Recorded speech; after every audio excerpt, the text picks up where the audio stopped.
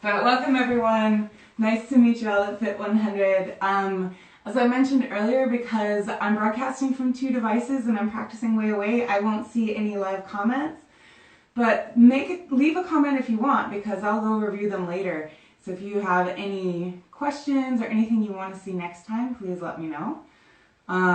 So assuming that a lot of you are new to my practice, I want to offer a simple flow that'll teach you a few basic poses, and also I'm always interested in technique. I feel like what separates yoga from some of the fabulous movement systems out there that are all really cool as well. But with yoga, we're looking to move really slowly and clearly and deliberately and kind of like, I use the word excruciatingly slow. You're just looking to, rather than busting out reps, do even a few really clean reps and execute them just as cleanly as you can. So the movements are mindful and you're interested in how they feel. Yeah, so with that kind of attitude in mind, we'll start with the breath, because when you connect with the breath, it makes whatever movement you're doing. So if it's a strength movement or if it's a stretching movement, if you're really mindful and deeply connected with your breath, it kind of calms your body's reaction to that challenge. So in a forward fold, if my hamstrings are killing me, I'm going to breathe more. And if I'm holding a plank for ages and I'm burning out, I'm going to breathe more. And so we'll start here, not staying still for too long.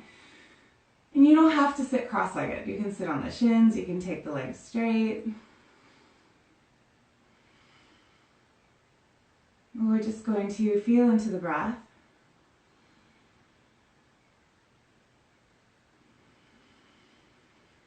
And the world of breath techniques, like there's so many different techniques and it can get really complex. So I'm just going to be really simple. And we're going to breathe very much from the rib cage. So in Pilates, you call it a lateral thoracic breath. But thinking of the ribs like accordion bellows, I'm going to really open and close those ribs. And the muscles of the lower core, so pelvic floor, low belly, low back, are gently going to hug up. So you feel very boosted up from your seat. This allows us to do strong core work without totally holding your breath. So you never want to work so hard in yoga that you're holding your breath.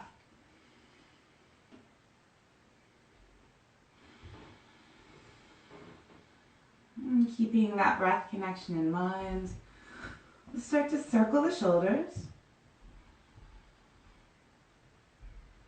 And rolling them back. And rolling them forward. And the first 5 minutes, first few movements are just kind of tuning up and settling in. Really the benefit of yoga comes the more aware you are. So I'm really interested in how my shoulders feel, any sticky spots. We've all got sticky spots. And bring it up into the neck. Still connecting with the breath and just seeing what you want out of your practice today.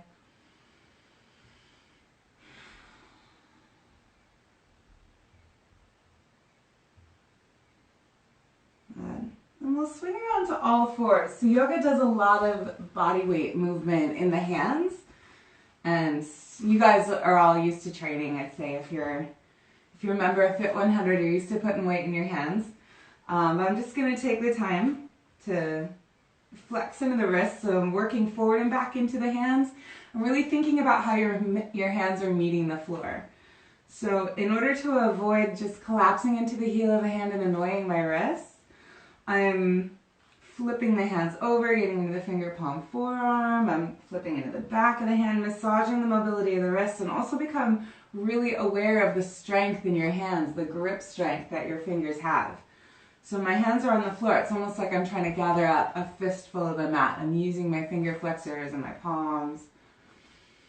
When I'm planking, when I'm doing downward dog.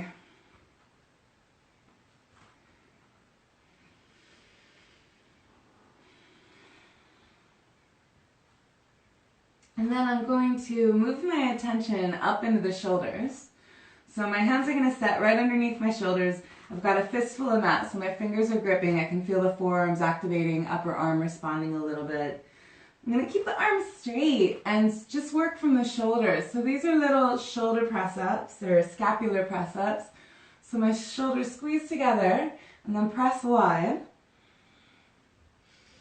Still just tuning up and exploring.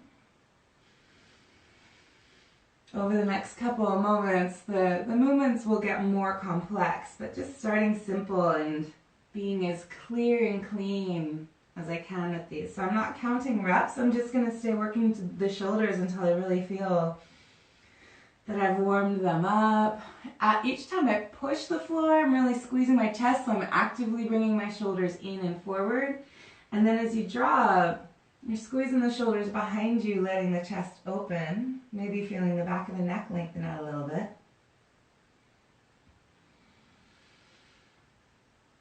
And then I'm going to add the spine into this action. So you can kind of feel the way as the shoulders move around, your spine wants to dance with that. So we're going to deliberately bring the spine into it. So each time the shoulders come back, the chest drops. Look up and really lift your tail. So you're really trying to sway your back like a horse. This is called cow. And then curl, push the floor, zip the belly, look down, tuck the tail. This is cat. And so cat and cow. Really classic yoga movement. Really nice way to start out any movement practice. Gently becoming more aware of massaging into the shoulders, the spine. And I'm going to tie this with the breath as well. So in the inhales, the eyes are up. On the exhales, as I push the floor, I'm going to zip the six-pack, curl up.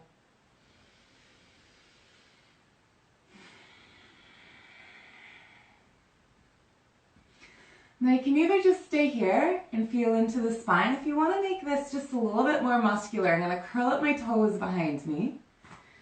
And I'm just going to float the knees, like just an inch off the floor. I know the light's a little dark in here because the power just went out. You may not see the detail, but my knees are just floating. So I can locate the floor, boop, but I'm not resting with my knees on the floor. And then I'm going to see if I can continue to cat and cow the spine here.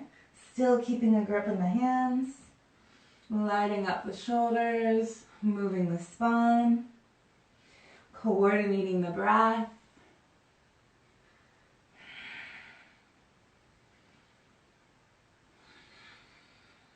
Feeling the quads and the hip flexors light up and stabilize. If you gotta put the knees back down on the ground, please do. I'm only gonna stay for as long as I feel that I can keep the quality of the movement. So you're gonna melt and relax when you feel that you're losing the quality of movement. So you might stay and do more. When it's time to drop the knees, I'm gonna flatten out the feet. I'm gonna rock back to a modified child's pose. Notice how I'm gonna pop my elbows out nice and goofy. My fingertips are wider than my mat. So this is a position where I can really start to play with the rotator cuff. Now explore the neck.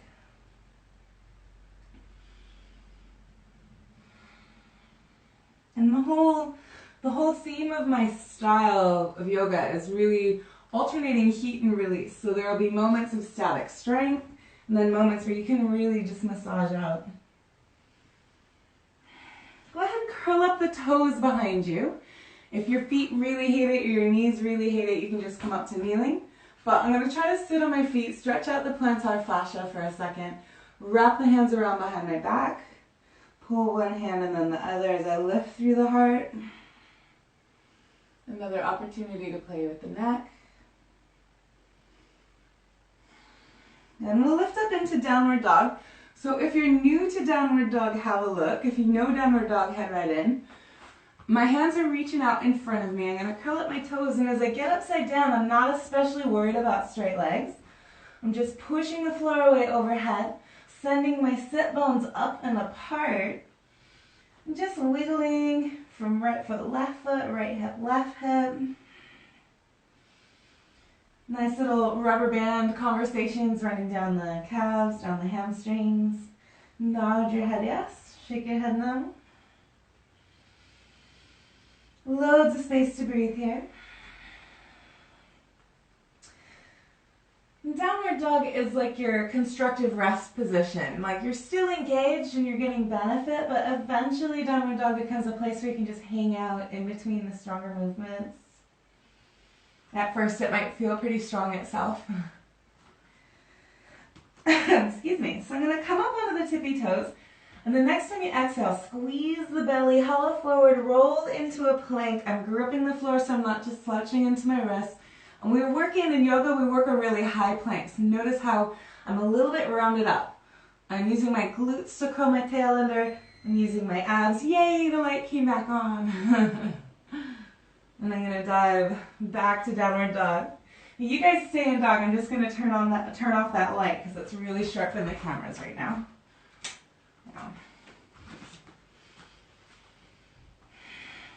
Roll up onto the tippy toes. Zip the belly, hollow forward, roll into a plank. Stay here in your plank. Heating up everything. If full plank doesn't work, drop the knees. I'd rather have quality of movement rather than forcing something that doesn't really suit. Deep, slow breath. The deeper or the slower the breath, the less of a big deal strength work or stretching work feels to the body. And then roll back to your dog. Taking downward dog is an opportunity to wiggle out. Check the attention span in the hands. Notice if you're just slouching in your wrists. Rock one hip and then the other. Maybe your legs are slowly getting a little longer each time we downward dog.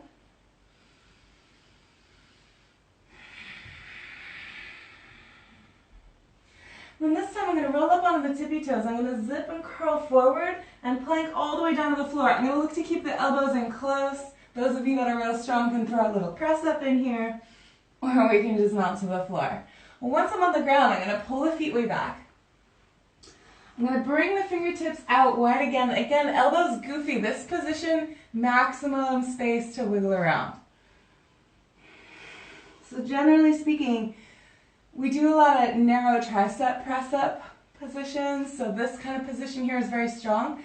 This position out here, if your hands are out wide, gives you way more room to explore and goof around. I'm going to tuck my chin, put my forehead on the mat so my neck is nice and long as I slide my shoulder blades around on my back. And continue to deepen the breath.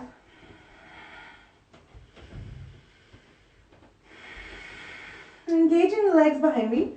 I'm going to pull the toes way down the back of the mat, roll the shoulders, peel up. I'm just warming up the spine. My hands aren't really doing anything. This is really for the spine. I'm going to exhale, melt down. Loop the shoulders, inhale, roll up. Exhale, melt down.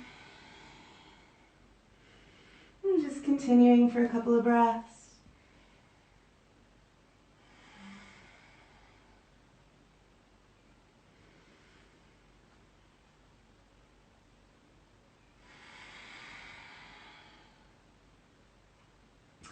Roll the shoulders, inhale, peel up, peel up, peel up. I'm going to bring my hands, thumbs nice and low by the ribs.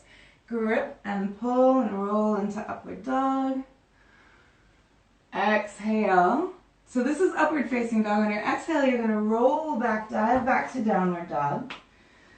Maybe just holding downward dog, maybe dropping the knees, sinking back into the hips. And just taking a breath here. So you can rest down on the floor in child's pose. You can rest and wiggling downward dog. No, I lost the Facebook feed. I'm just going to check this. You can see that I still have you guys on Instagram. The power outage kind of messed with us a little bit. Yay, it looks like I still have you. Good. Okay, at least we still have Instagram. So we'll come to downward dog if you're not there. And if you chose to rest on the floor, come on up to downward dog with us. And again, we'll roll through that movement one more time. So I'm going to come up onto the tippy toes, curl forward, plank to the ground, elbows in nice and close. How excruciating slow. How much detail can you roll up into upward dog, pulling the heart through. Exhale, push the floor, zip the belly. Liquid roll back to your downward dog. I'm going to take the feet a little further apart. Bounce the knees and slowly walk the hands back. And I'm taking this nice wide stance because for those of us with tight hamstrings, a slightly wider stance is going to give you a little more space. Notice my knees are deliberately bent so that I can really drip and drop through the spine. Nod your head yes, shake your head no. There should be room to roll through the spine, maybe even spider your hands over to the right and then over to the left. Feel free to explore your tight spots, hang out in a spot that feels good, or keep traveling. Push the floor, really using your feet, your shins, your thighs, your core as you roll all the way up to standing. Inhale, reach up overhead. Hands come back to center. Bring the feet in under the hips, or whatever feels neutral for you. Inhale, reach up overhead. Sink into a chair pose or lightning pose. A lot of us are really good at sending the knees forward, so I'm also going to sink into my heels, swing my glutes back, really sink back into the hips, reach up through the upper body, and try to fully display this position without holding your breath. So I'm trying to light up everything from head to toe and not hold my breath.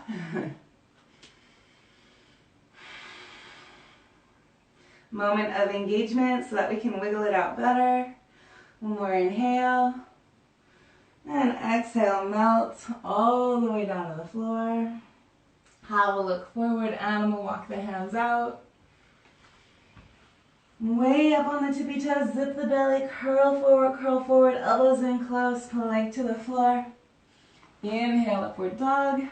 I'm going to roll you back to all fours because 30 minutes goes really fast and I want to get into the hips. So we're going to take the right leg up. I'm going to curl and step outside my right hand. So notice the wide stance. And then I'm just going to ease forward and back. Now, you can come up onto your fingertips, or you can switch to gorilla knuckles, punch in the floor. But I'm just exploring the right hip socket a little bit. I'm coming back to the breath. I'm just approaching with curiosity, so I'm curious how forward I can sink, how far back I can melt. Options, as you rock forward, if this feels good, if you want to keep dropping into this stretch, I'm going to hamstring curl the back leg a little bit. Now that might be really sharp for some people. If your knees or your low back complain, then just leave that leg on the floor. And the next time you rock back, notice this is a wide stance, so it'll be a little different from just stretching your hamstring. I'm going to lift my toes, and that lift of the toes brings a little conversation up through the calf. You can modify the hands, you can bring them back, whatever suits. Make sure that your shoulders aren't climbing into your neck.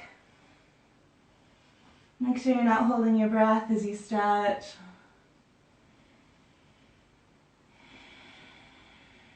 Good. I'm going to rock forward. Then we're going to switch legs and then we'll come back to that shape. So I'm going to take my left leg back, push the floor, zip and curl, step outside your left hand, and gently rock forward and back. Again, maybe hands, maybe fingertips, maybe gorilla knuckles. As you ease forward, knees back.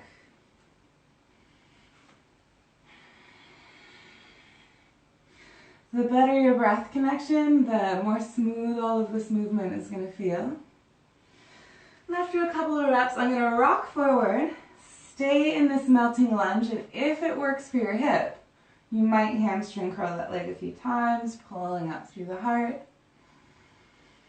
Coming back to the breath.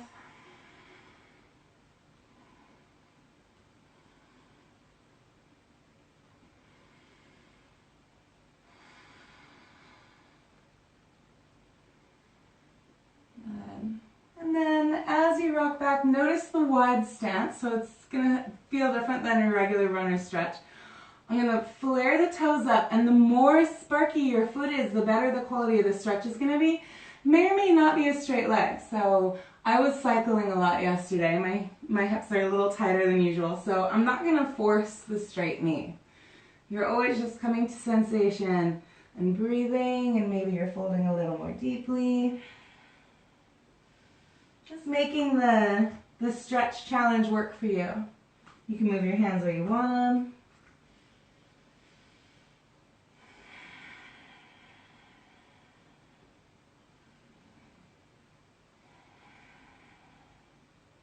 And gently roll forward. Come on back to all fours. And then take your right leg up again. We're going to come back to right foot outside your right hand. And now my toes, so your toes are like a steering wheel. So I'm going to turn the toes out, which is going to turn my knee out as well. And then I'm going to reveal the sole of the foot. So I can see the sole of my foot, and this action is hopefully coming from my hip socket. Yeah? A lot of us at first are going to round up into a ball here, and I'm hopefully going to open the belly, pull the heart through, excuse me, because that pulling back of the hips is actually really going to improve the stretch sensation that I'm looking for through the glutes, through the IT band. Now those of you that feel good here, if you've no knee issues, all feels well, you can take your right hand and gently press your thigh back as you open up. If this adjustment, pushing the leg away, if this is too much, then leave the hand on the floor and just explore. But maybe taking it further, I'm looking to roll the chest up. I'm looking to raise the eyes.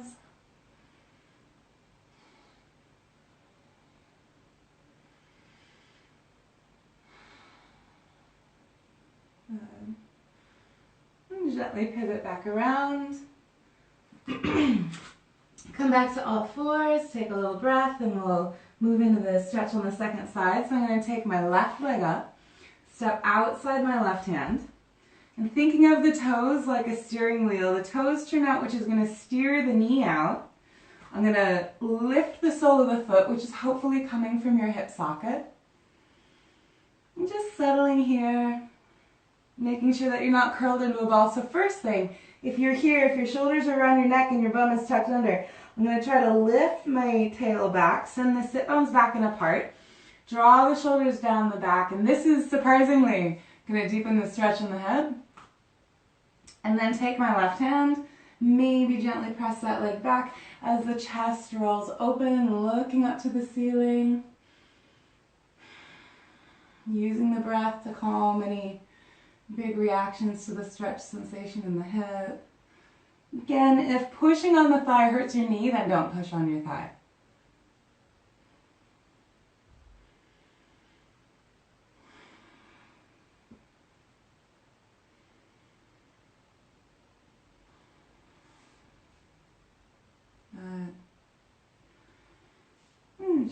Gently pivot back around, come on back to all fours.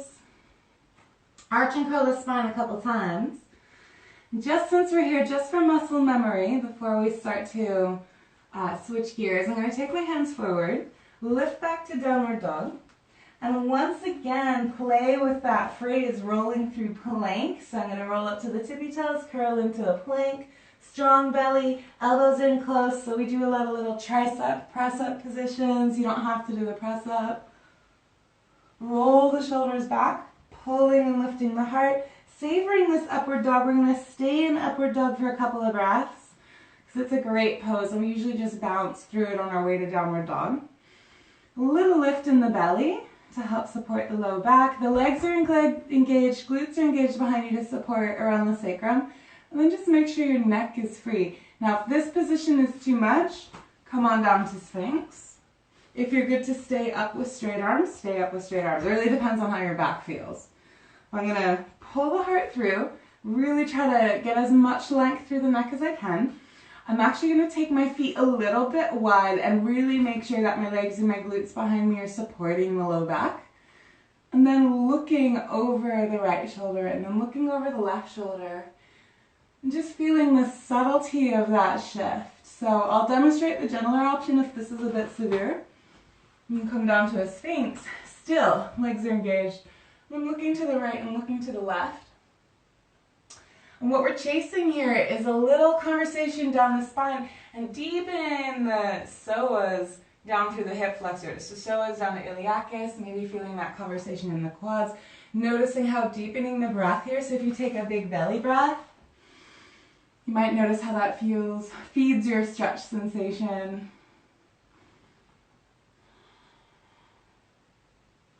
It's a real simple variation, but I feel like it's a good primer to stronger hip extensions. And slowly roll it down, roll it down. Gather the feet in a little bit. Just bring the flat hands under your head for a second. And if that was kind of intense on your low back, a lot of us have tight hip flexors, tick-tock the heels, soften out around the hip sockets, feel into the low back, take a big easy belly breath into the low back.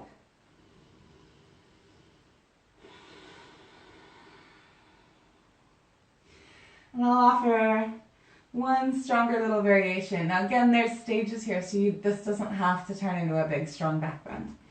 So I'm going to come up onto the elbows. This is a Sphinx position like an Egyptian cat.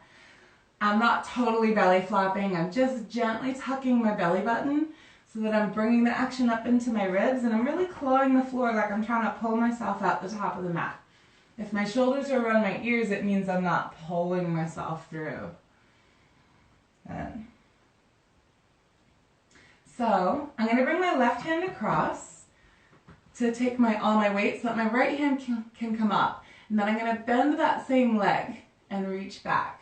Now if you can't catch your foot, just stay here flying. So there's a lot of strength and action to be found here. If catching your foot hurts you near your low back, then you're just going to stay.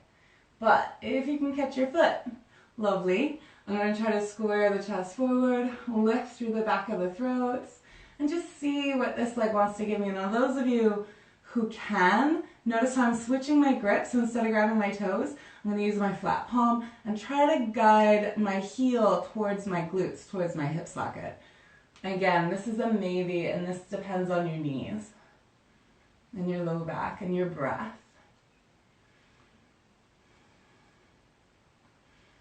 And gently going to let go, no slingshots as we come back to center. I'm going to square up my Sphinx, a little lift to the belly button to help support the spine. Bring the right hand across, which means your left arm can come up, which means the left leg bends, and I'm maybe just reaching back. This is a great place to stay. There's a lot of strength to be found. Even if you can grab your foot, just staying here and feeling that activation is good. And I might catch my toes.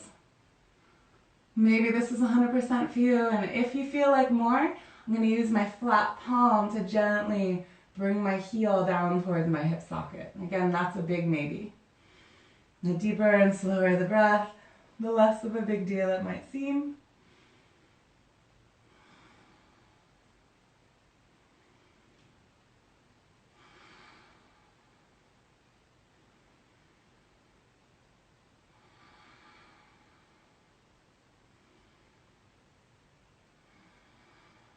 Gently let go, no slingshots if you have the foot. Ease on back down, head on flat hands, tick-tock the heels. Big expansion down to the belly. Use your inhales to massage your back from the inside out.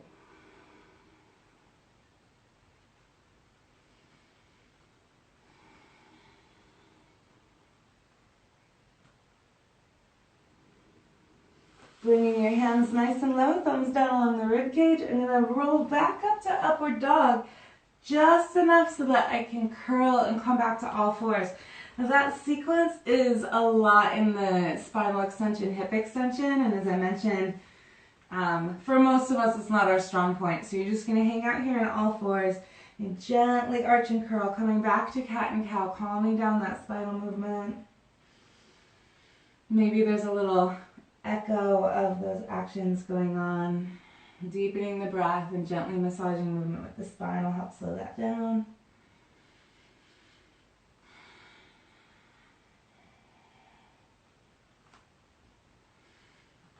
And gentle twisting is also really nice after spinal extension. So this is a super chill twist, and I like it because it's hard to mess up and it's pretty available.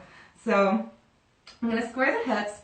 I'm just going to drop an elbow. Now at first, if both elbows have to be bent, that's fine, but I'm going to look to push this arm straight, which will twist through the waist and up into the rib cage. Nice long neck as you look up to the ceiling so the eyes are leading you into your twist. But we won't stay. You're just gently going to build it up on the second side. So I'm going to straighten the left arm. I'm going to drop my right elbow down. Again, maybe it's a goal for you to straighten that posting arm. If it stays bent, that's fine. Just see what your waist, what your rib cage gives you. Nice long neck as you look up to the ceiling.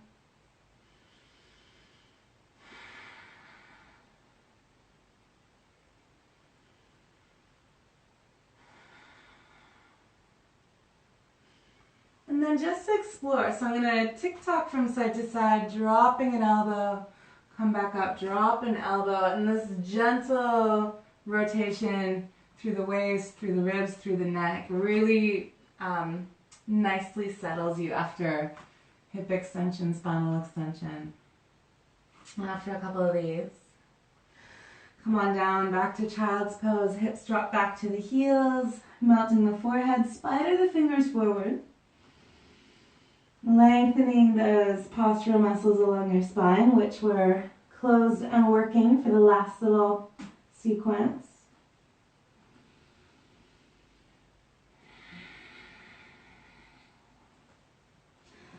And feel free here, so we'll do a short guided stillness, but feel free to keep moving for a couple minutes. So every class, from beginners to more advanced, I always offer this free space to play. You might have a favorite yoga pose, you might have something your physiotherapist gave you, you might have made something up that feels good for yourself. So just feel free to move however you feel inspired to move.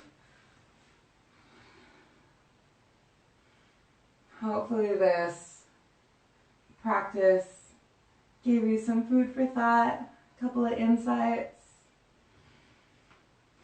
Maybe highlighted some movement homework that you have in your own body. So it's really the point of the yoga practice is to learn about your patterns and balance out your patterns.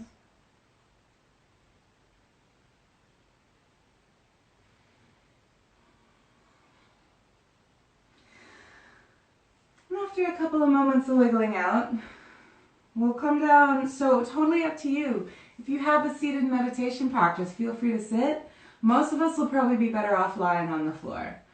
So I'll go ahead and let on the floor. But if you sit, meditation, feel free, connect right now. You'll be nicely settled.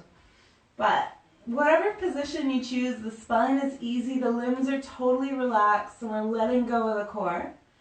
So at the beginning of class, we draw the breath up into the rib cage so we can squeeze the muscles around the belly and the hips. Or we're going to consciously drop that activity. Feeling like the sit bones are moving apart, relax down through the core. Using that as a signal to drop all four limbs and drop the weight of the head.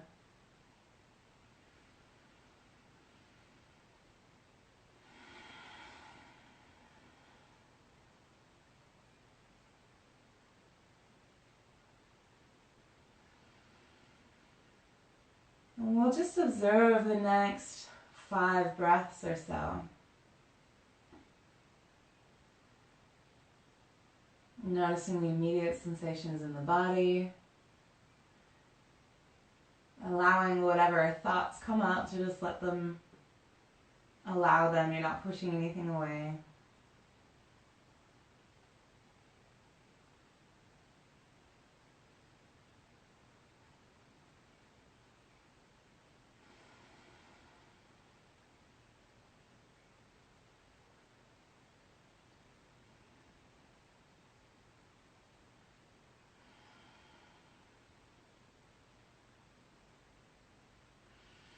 So the intention of your practice is to create this connection. We get to know our patterns through the movement, we balance them out, which allows us to be a little more present. We'll keep this presence of mind, this connection, as we wiggle the fingers and the toes if you're laying down. Inhale, reach.